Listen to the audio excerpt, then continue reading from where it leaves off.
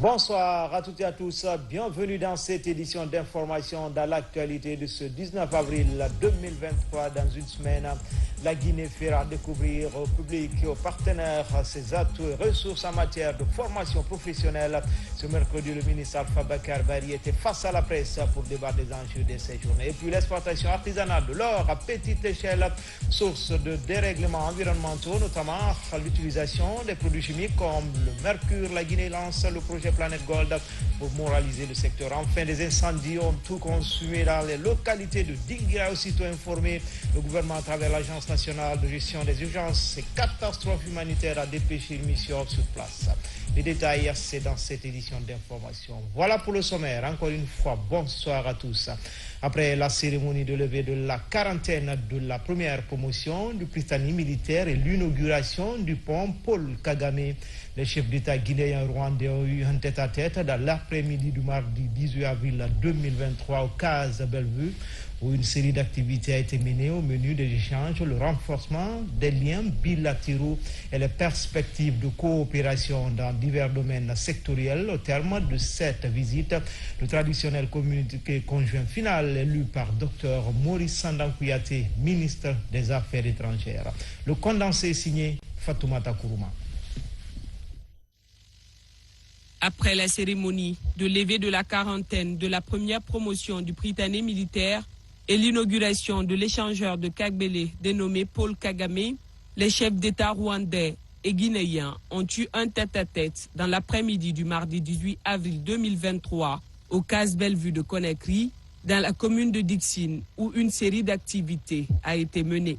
Au menu des échanges, le renforcement des relations bilatérales, la consolidation des liens déjà existants et les perspectives de coopération dans divers domaines sectoriels dans l'intérêt supérieur des peuples guinéens et rwandais. Ensuite, le ministre des Affaires étrangères, de l'intégration africaine et des Guinéens établis à l'étranger, le Dr Maurice Sandan Kouyaté, a procédé à la lecture du communiqué conjoint final qui annonce entre autres la création d'une commission mixte Guinée-Rwanda. À l'invitation de son frère et ami, son Excellence colonel Mamadi Doumbouya, président de la transition, président du CNRD, chef de l'État, chef suprême des armées, son Excellence M.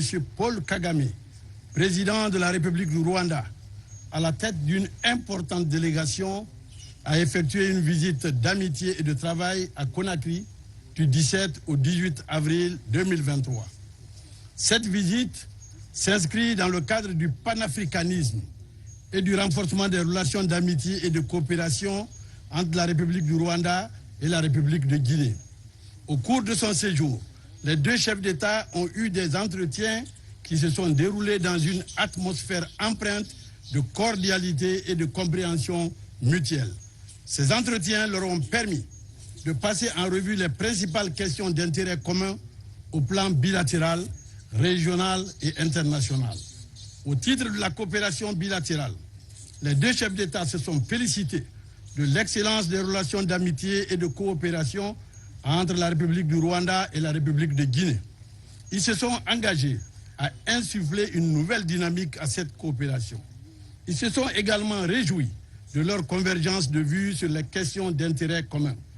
Les deux chefs d'État ont décidé de renforcer leur partenariat stratégique fondé sur une gestion efficiente de la réalité géopolitique régionale et l'exploitation des potentialités économiques dans l'intérêt réciproque des deux pays. Sur leurs hautes instructions, les deux parties ont procédé à la signature des documents juridiques ci-après. L'accord portant création de la grande commission mixte de coopération entre la République de Guinée et la République du Rwanda. Le protocole d'entente entre le gouvernement de la République de Guinée et le gouvernement de la République du Rwanda dans le domaine des postes, des télécommunications, des technologies, de l'information et de la communication, de la digitalisation de l'État et du numérique en général.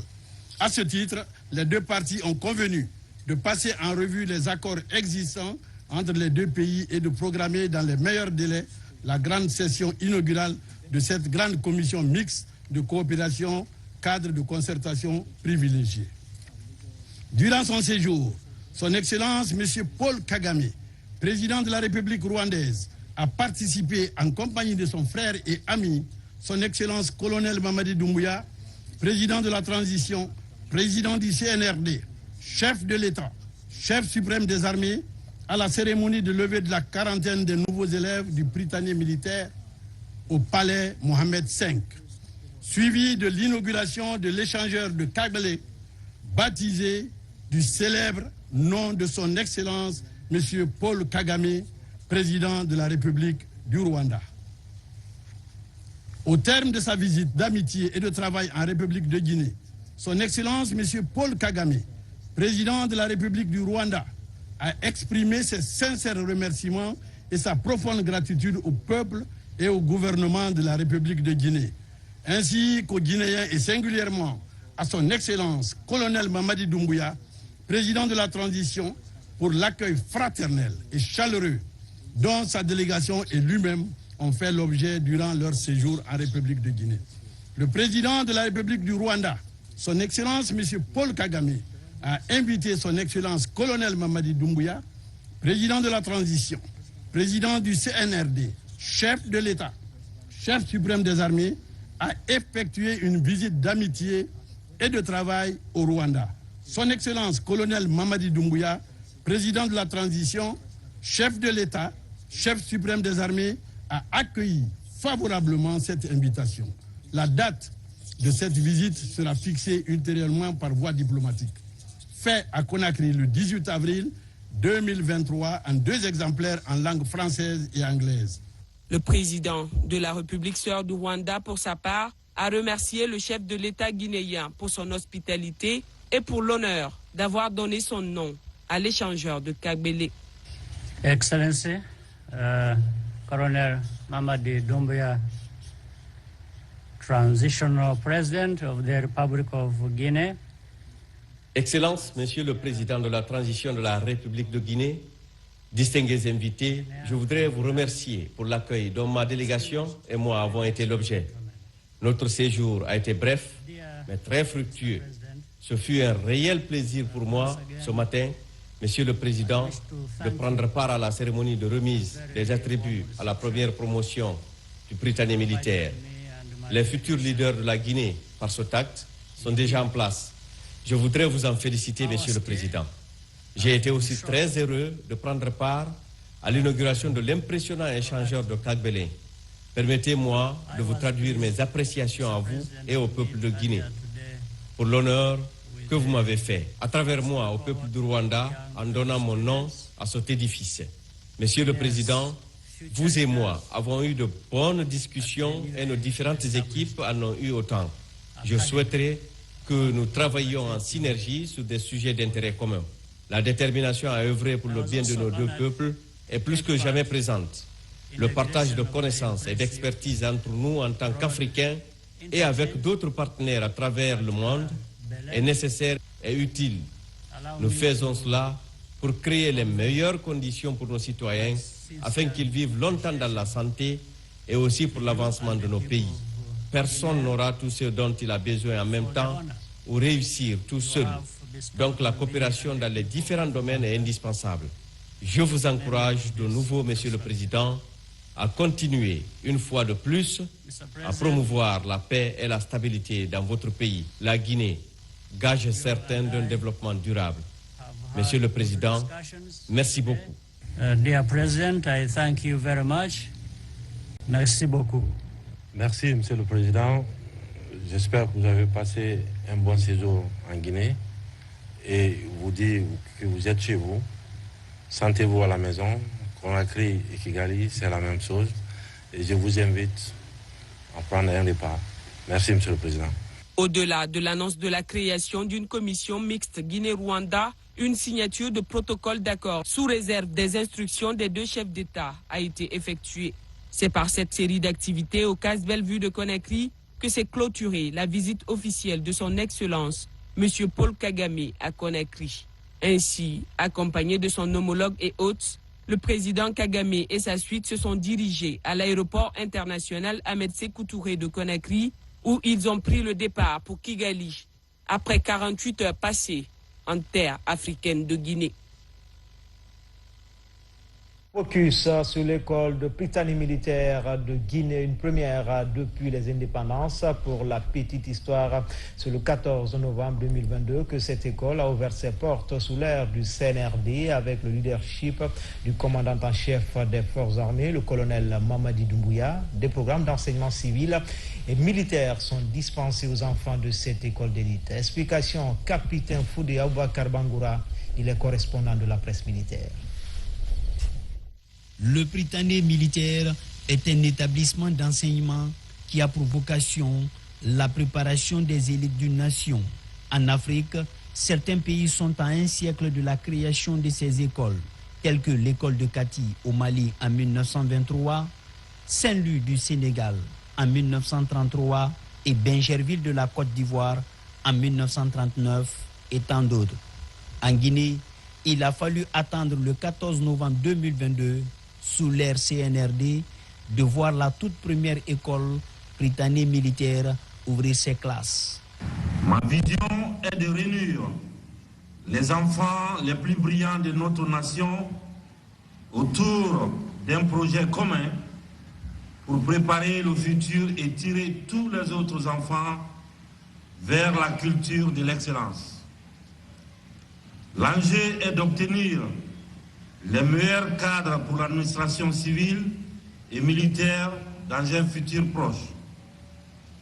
Dans le but de faire de l'éducation le socle du processus de refondation de notre État à travers la promotion du mérite et de l'excellence, en donnant la même sens à toutes les filles et tous les fils de notre pays.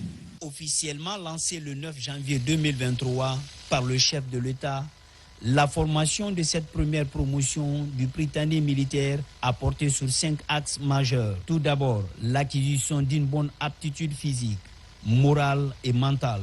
Au réveil, les enfants sont initiés aux activités quotidiennes de propriété. Vous allez commencer la porte de la cabine, au couloir jusqu'à la toilette. Vite! C'est branché, faites ça comme la caméra. Allez-y, c'est fait. Vous mettez l'eau dedans. Vous prenez les 5 pieds sont derrière la porte.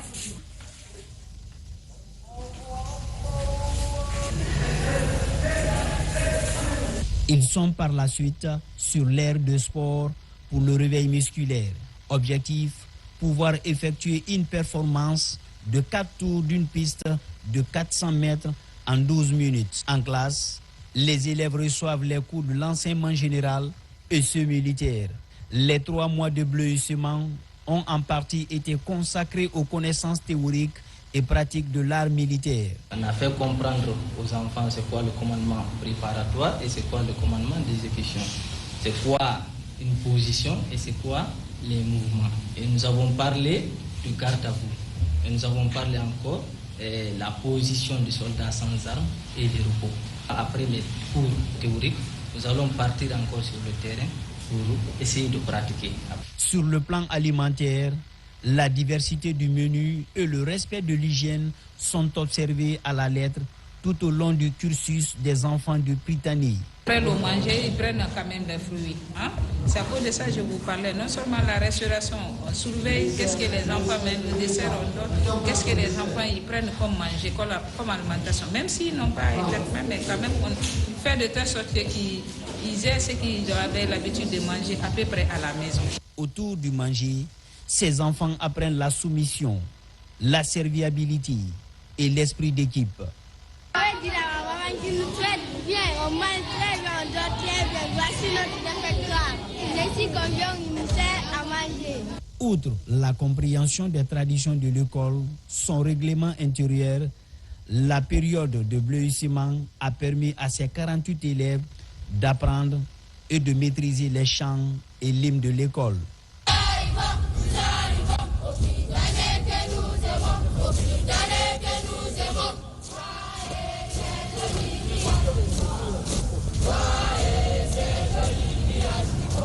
Après 3 mois de bleuissement, ces élèves sont appelés enfants de troupe. Nous arrivons au Prytanée que nous aimons, au Prytanée que nous aimons.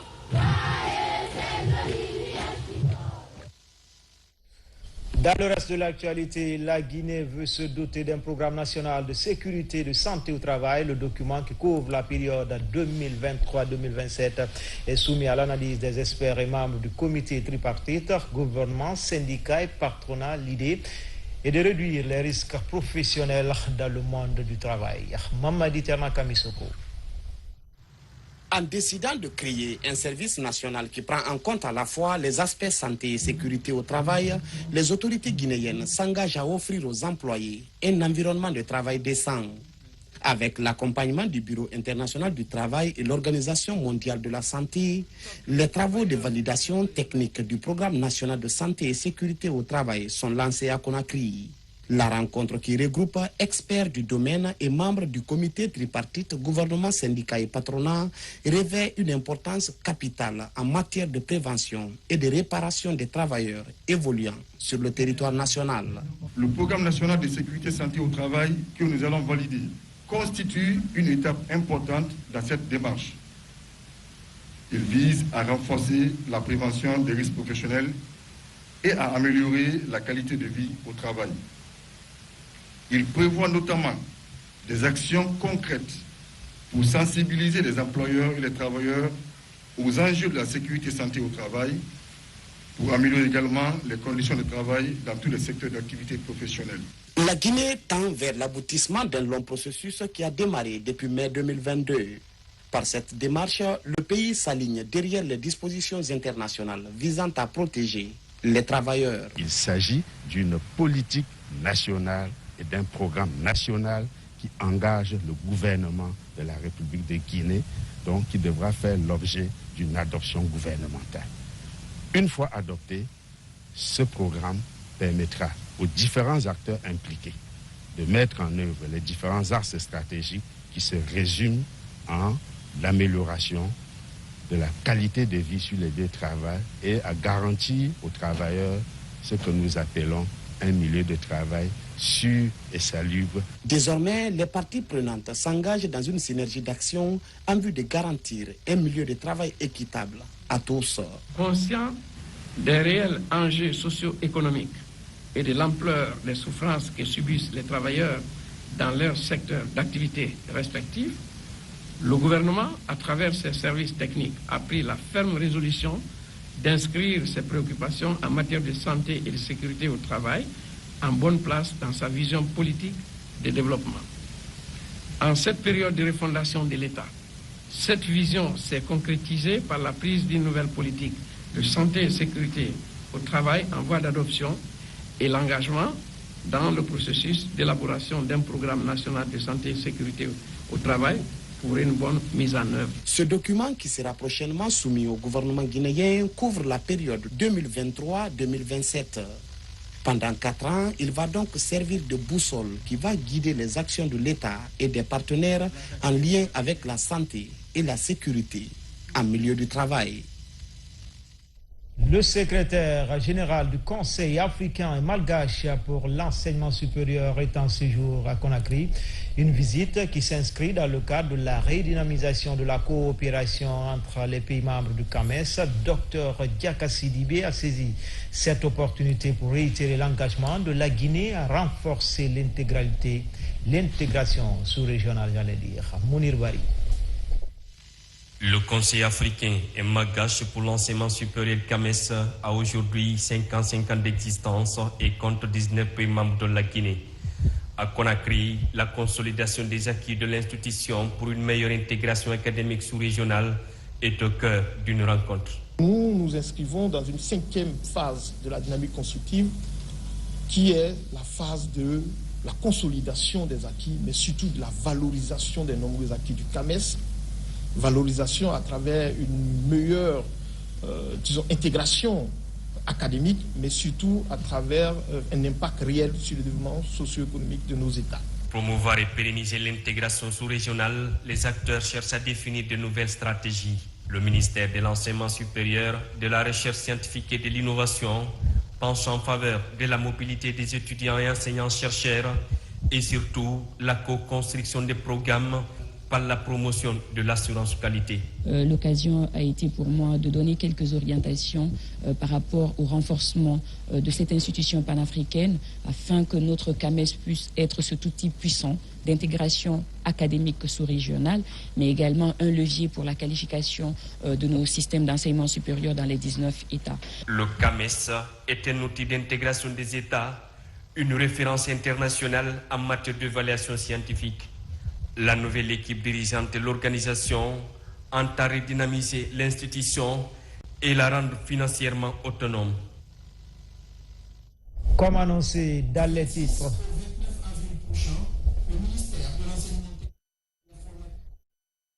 quelques soucis techniques. Comme annoncé dans les titres, dans une semaine, la Guinée fera découvrir au public et partenaires ses atouts et ressources en matière de formation professionnelle. Ce sera l'occasion des journées nationales consacrées à ce secteur qui vont durer 4 jours. Ce mercredi, le ministre Alpha Bakar Barry était face à la presse pour débattre des enjeux de ces journées de la 14e Assemblée générale du réseau africain des institutions et fonds de formation professionnelle. Thiernos Mandialo.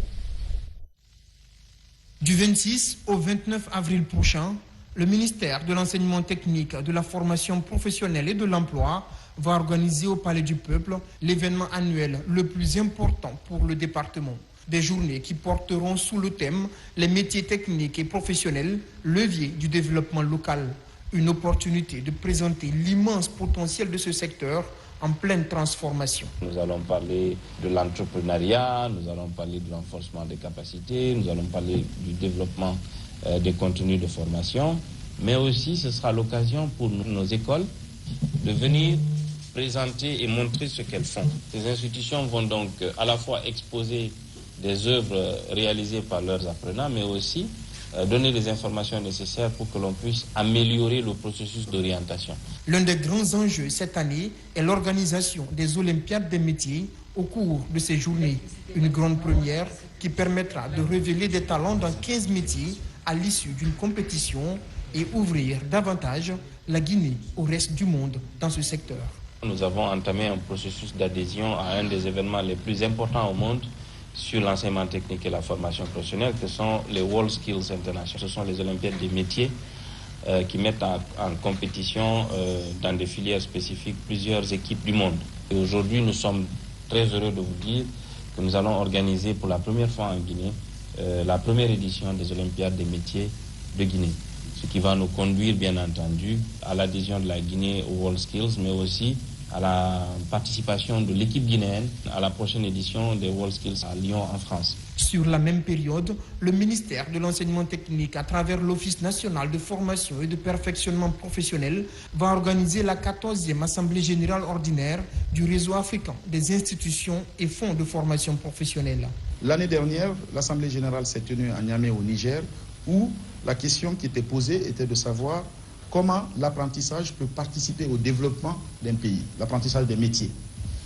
Et du coup, cette année, le thème, c'est processus d'habilitation et de mobilité des organismes de formation dans l'espace RAFPO. C'est donc une semaine riche en intensité qui s'annonce au département de l'enseignement technique, où les responsables sont résolus à relancer le secteur de la formation professionnelle, à le rendre plus attrayant et plus dynamique. L'exploitation artisanale de l'or à petite échelle, source de dérèglements environnementaux, notamment à travers l'utilisation des produits chimiques comme le mercure. La Guinée lance le projet Planète Gold pour moraliser le secteur à travers les orpailleurs. Des organismes comme le Fonds mondial pour l'environnement accompagnent le processus. Au coût du projet, 5 millions de dollars pour une durée de 5 ans. Mamadou Alpha Baldé. Dans la ruée vers les pépites d'or, l'environnement est souvent une victime de premier rang. Déforestation et utilisation de produits chimiques comme le mercure sont quasi systématiques. Pour endiguer le phénomène, le gouvernement, à travers le département en charge des écosystèmes, diversifie les approches. Le projet Planète Gold est lancé. Il est soutenu par le Fonds pour l'environnement mondial.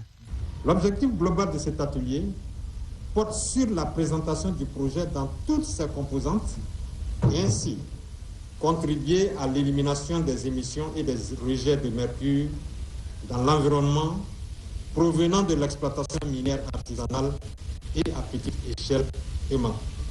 La formalisation vise à équiper, à former, à préparer l'alternative aux produits chimiques toxiques qui sont aujourd'hui utilisés avec des conséquences énormes. Pollution de l'air, pollution de l'eau, pollution du sol, intoxication des individus. Et ça va au-delà parce que nos pays sont liés par des ressources naturelles. L'eau, par exemple, et l'air n'ont pas de frontières. Dans cette nouvelle dynamique, l'implication des orpailleurs est effective à tous les niveaux. Une approche participative ponctuée d'actions ciblées pour une exploitation artisanale et à petite échelle aux vertus écologiques durables. Le projet travaillera dans 4 composantes sur le secteur de la composante de la formalisation, l'appuyer le soutien aux orpailleurs pour améliorer la situation au niveau du travail, au niveau de la formalisation de l'activité minière artisanale en Guinée. Une deuxième composante sera l'appuyer le soutien pour l'accès au financement pour cet orpailleur, parce qu'on a vu qu'au niveau de la Guinée, c'est un grand défi, une grande barrière. Après moult tentatives avec des résultats peu probants, Planète Gold entend gagner le pari d'une exploitation artisanale rentable et respectueuse de l'environnement. A rappeler que le comité de pilotage du pays a tenu sa toute première réunion ce mercredi à Conakry. L'assainissement de la ville de Conakry ne laisse aucune couche indifférente. Ce week-end, les enfants du club Rabi étaient dans certains marchés, établissements scolaires pour une opération coup de balai, tout en appelant les populations à améliorer leur cadre de vie. Mamadou Saliouba, Sadoubari. La séance semble anodine, mais pleine de sens.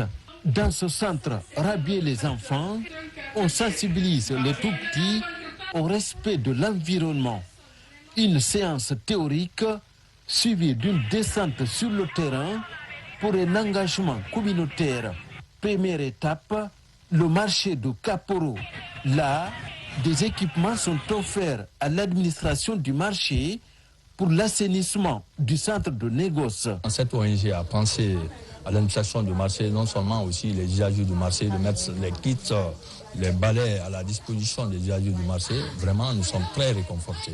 On se dit que nous avons une contribution à apporter sur tout ce qui est protection de l'environnement et doter aujourd'hui les ONG, les écoles, les élèves de kits et de les amener à renforcer leurs compétences, les aides à renforcer leurs compétences et surtout poser des actions dans leur communauté. Dans ce marché de la commune de Ratoman, au-delà de la remise des kits, l'ONG Rabier les enfants, accompagné des jeunes voix du Sahel, sensibilise les marchandes sur l'assainissement des lieux. La séance a touché plusieurs femmes du marché. Ce que nous mangeons provient de ce marché. Il faut qu'on contribue à assainir ce marché en sensibilisant les vendeurs. Et si nos parents déjà se montrent comme des modèles d'assainissement, ils amèneront ça dans nos maisons. Parallèlement à Conakry, cette sensibilisation citoyenne s'est tenue à Koya et à Dubreka, dans les écoles et les marchés. Un engagement communautaire pour améliorer le cadre de vie et inciter les citoyens à faire de l'assainissement un exercice quotidien. En province, tout d'abord, à l'abbaye, 40 tonnes de produits alimentaires, cosmétiques et des désinfectants récemment saisis par le service de contrôle de qualité locale viennent d'être incinérés sur le site de Tchalakoun. Après cette opération, les cadres du ministère du Commerce se sont engagés devant les autorités régionales à débarrasser les différents marchés des produits impropres à la consommation. Les images de Saraf Dindialo sont commentées par Sonna Sagnou. Ce sont au total 40 tonnes de produits alimentaires, cosmétiques et désinfectants périmés qui viennent d'être incinérés. Il s'agit de produits saisis au cours de l'année écoulée. C'est une initiative de la cellule de contrôle de qualité et autorité du commerce. Il s'agit de 1225 cartons de produits cosmétiques, de 28 552 cartons de produits alimentaires, de 758 cartons de produits désinfectants. C'est vraiment un sentiment de joie. Je suis très fière pour avoir récupéré tout ça avec mes agents. Je remercie mes inspecteurs qui ont pu ramasser ça avec les gens au marché. Mais je demande encore humblement aux commerçants vraiment de coopérer avec nous pour qu'on sauve la population. Ils sont conscients que c'est impropre à la consommation. Les autorités locales s'engagent à matérialiser la volonté du département en charge du commerce, celle de débarrasser les marchés des produits impropres à la consommation. Ce qui est très regrettable, c'est le fait que, en dépit de tous les efforts fournis par le service de contrôle de qualité, cette population dont ils ont la charge de protéger reste résistante. C'est regrettable. Parce que dans les conditions normales, l'année dernière, on était là, on a détruit près de 20 tonnes. Cette année, nous sommes là, je ne sais même pas, comme des tonnages jusqu'à près de 40 tonnes. Ça voudrait dire que le bas blesse quelque part. Nos félicitations à ce service qui se bat jour et nuit pour assurer la sécurité de la population de l'Abbé. C'est grâce à eux, à leur vigilance, qu'ils ont pu découvrir ces produits dans divers magasins avec nos commerçants de la place. Cette opération, qui s'est déroulée sur le site de Tchalakoun, a connu la présence des autorités locales et des acteurs impliqués dans la lutte contre les produits prohibés.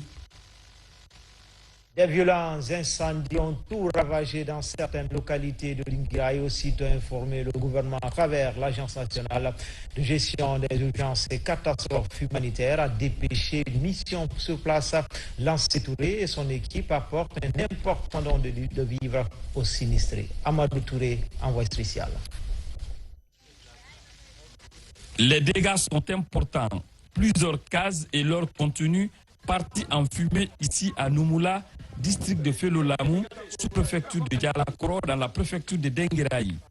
Aussitôt informé, le gouvernement, à travers l'Agence nationale de gestion des urgences et catastrophes humanitaires ANGUCH, a apporté ce lot important de vivres et de non-vivres aux 250 sinistrés de la localité. Nous avons retenu, selon le recensement, 97 cases incendiées, de l'argent espèce en francs guinéens, dont 16 millions pour un commerçant et 7,5 millions pour une autre femme. Des bétails, des riz, des vivres. À travers la promptitude qui a caractérisé ce secours du gouvernement, les communautés bénéficiaires par la voix des autorités locales se disent réconfortées et soulagées, en dépit des sinistres. Avec le CNRD, c'est le concret, c'est du concret. C'est ce que nous venons de voir. À moins de 72 heures, les populations ont reçu le secours nécessaire et l'appui utile pour leur permettre de se sortir progressivement de cette épreuve. Je remercie sincèrement et infiniment Monsieur le Président de la Transition, son gouvernement et toutes les autorités qui se sont mobilisées pour apporter ce soutien. Au nom du gouvernement, au nom de Monsieur le ministre de l'Administration du Territoire, sur les instructions de Monsieur le Président de la République, on a apporté de l'assistance à cette communauté, surtout en cette période du mois saint de Ramadan. Nous sommes toujours réconfortés et pour dire comme le message clé que le gouvernement n'oublie personne. Dans la préfecture de Dengueraï, toujours, l'Agence nationale de gestion des urgences et catastrophes humanitaires ANGUCH a apporté les mêmes quantités de vivres à la localité de Diatifrin qui a aussi enregistré les mêmes types de sinistres. Les anciens étudiants guinéens au Maroc se souviennent encore de leur séjour et continuent d'entretenir cette flamme par des actions allant dans le sens du développement. Réunis en association, ces désormais cadres se retrouvent pendant ce mois de pénitence pour assister certains orphelinats de Conakry. Abdelkader Kamara. Ils ne sont pas prêts d'oublier leur relation estudiantine au Maroc. Ces anciens étudiants et stagiaires guinéens continuent à renforcer ces relations. Des liens amicaux dont le bagage contient aujourd'hui des idées devant aider à tracer les sillons du développement socio-économique de la Guinée. Après avoir vécu longtemps dans différentes villes du Maroc et au retour ici, cette solidarité agissantes continuent entre nous. Il faut se fonder sur la volonté de Dieu et prier Dieu, demander, parce qu'on a toujours un besoin, un souci pour notre solidarité, mais aussi pour vivre ensemble. Au-delà des prières, ces Guinéens formés au royaume chérifien portent aussi la casquette d'agent humanitaire. Chaque année, l'association des anciens stagiaires et étudiants guinéens du Maroc assiste en vivres des orphelinats et centres d'éducation à Conakry. Je suis très émerveillée face à ces magnifiques dons que vous nous faites. Et cela contribuera au bon fonctionnement de l'orphelinat. Grand merci. Nous, les membres de la SEGIM, nous avons vécu des expériences différentes. Nous venons de la communauté, nous vivons aujourd'hui dans des communautés, nous vivons en connexion avec des familles. Donc nous sommes plus qu'imprégnés de la réalité de nos sociétés. Et donc pour nous, il est de devoir, autant que possible, d'être présent pour ceux qui en ont le plus besoin. À l'avenir, la SEGIM compte développer ce programme humanitaire à grande échelle. Pour cette autre grande retrouvaille autour des repas collectifs, l'ambassadeur du Maroc en Guinée est l'invité d'honneur. On voit que la coopération sud-sud, qui a toujours été prônée par Sa Majesté le Roi, porte ses fruits et qu'aujourd'hui, à travers cette action de coopération conjointe, nos deux pays s'entraident pour le développement. Et nous voyons aussi au niveau de la SEGIM qu'il y a un grand nombre aujourd'hui de lauréats et toujours très bien représentés au sein des différents gouvernements consécutifs ici en Guinée, et notamment au sein des autorités de transition. Donc pour le Maroc, ce n'est qu'une fierté, c'est un modèle, et la Guinée est un parfait exemple en ce sens-là. La SEGIM est aujourd'hui forte de 5000 membres, un effectif formé en territoire marocain de 1970 à nos jours. Dans la commune rurale de Cap-Famoria, la joie des populations est immense. Elles viennent de bénéficier d'un forage qui est offert par Orabank, la panafricaine des banques, entend ainsi soulager les femmes de cette corvée liée à la recherche de cette daï, source de vie. ATG Kankan et l'âge Foudibangali Foubana. Ce genre populaire des femmes de Banako-Filadou est l'expression de leur joie d'avoir bénéficié d'un forage, l'eau étant source de vie. Ce village en avait tant besoin. Et c'est ce mois béni du Ramadan, mois de pénitence et de bienfaisance, qu'une banque de la place a choisi pour faire ce don à ce village. La réalisation de ce forage fait partie de la vision de Orabank dans le cadre de la lutte contre la pauvreté en milieu rural. Directeur de l'agence Orabank de Kankan, M. Ibrahim Fofana, étant un bon ami, une fois il m'a soufflé à l'oreille que l'Orabank veut faire un geste humanitaire pour un village et qui a le forage. Alors, mais il y avait des critères. Et comme mon village répondait à tous ces critères-là, directement, je lui ai fait savoir que notre village répond à tous ces critères et qu'il n'y a pas d'eau là-bas, il souffre beaucoup. Et tout le monde sait qu'à Kankan, et pendant la saison sèche, ce qui se passe et dans les villages. Et Dieu nous a aidés, il a remonté l'information, ils sont venus voir, ils ont compris que Orabank a compris que oui, ça répond à tous les critères. C'est comme ça que c'est venu. Et Dieu merci, on est là aujourd'hui avec le forage. C'est à côté de cette nouvelle mosquée en construction que le forage a été réalisé pour atténuer la souffrance des femmes de Banako-Filadou dans la recherche de l'eau potable, mais aussi faciliter l'accomplissement de la prière aux fidèles musulmans. Ce modeste don rentre dans la stratégie RSE dans les villes où Orabank est implanté. Nous prions le bon Dieu que le don que nous avons accordé rencontre effectivement donc les besoins de la population de Banako-Filadou. Conformément à sa vision de groupe bancaire panafricain, Orabank Guinée participe toujours aux actions sociales et environnementales dans les villes où elle est présente. Une vision que sa direction continue à pérenniser. La fondation Tidiane Koïta pour la paix et le développement poursuit ses œuvres de charité dans le pays profond, à région forestière. Les préfectures de Macenta, Beila et Nzédokouré viennent de bénéficier des vivres, des motos et des fourrages. C'est pour accompagner les fidèles musulmans en ce mois de Ramadan. Lancé Kamisoko.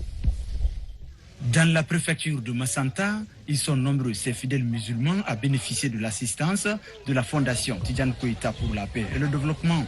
Le geste est salué à sa juste valeur par les bénéficiaires. Nous avons distribué du riz aux sages et aux indigents tel que souhaité par le donateur.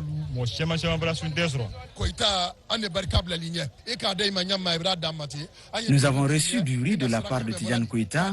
Nous en sommes vraiment ravis. Que Dieu lui paye au centuple. En Zérekoré, ce sont les membres de l'Union nationale des orpailleurs de Guinée qui reçoivent des vivres et non-vivres en ce mois saint de Ramadan.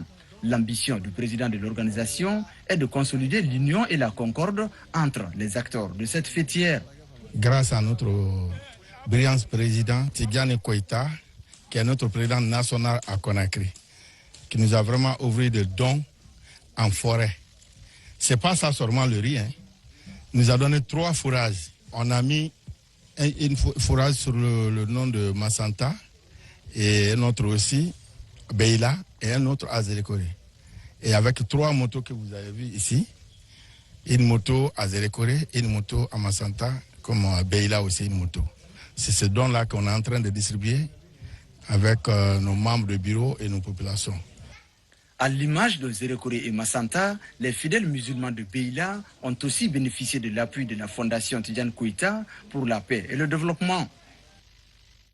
Enfin, 28e jour du mois saint de Ramadan. Ce soir, nous vous amenons à la découverte d'un foyer de lecture et de mémorisation du Saint-Coran ouvert ici même à Conakry, dans le quartier Kipé-Dadia, commune de Ratouma. Ce foyer reçoit plus d'une centaine d'apprenants. 2 ans après son ouverture, il est devenu un véritable centre d'apprentissage du Saint-Coran, surtout en ce mois de prière et de pénitence. Alassane Tambaya Konté, Mohamed Troa Kamara. La mémorisation du Saint-Coran est l'une des bases dans la recherche de la science. À Kipé-Dadia, dans la commune de Ratouma, au stage Alpha Oumar Diallo décide d'appuyer les enfants pour la mémorisation du Saint-Coran. Je suis très content, fier de moi, parce que j'assiste à l'émancipation, au développement de ma nation et la formation des enfants, surtout la mémorisation du Saint-Coran. Et c'est ça qui va aider les enfants à comprendre leur religion, à obéir à leurs parents, à obéir même aux personnes étatiques, c'est-à-dire l'État en personne. On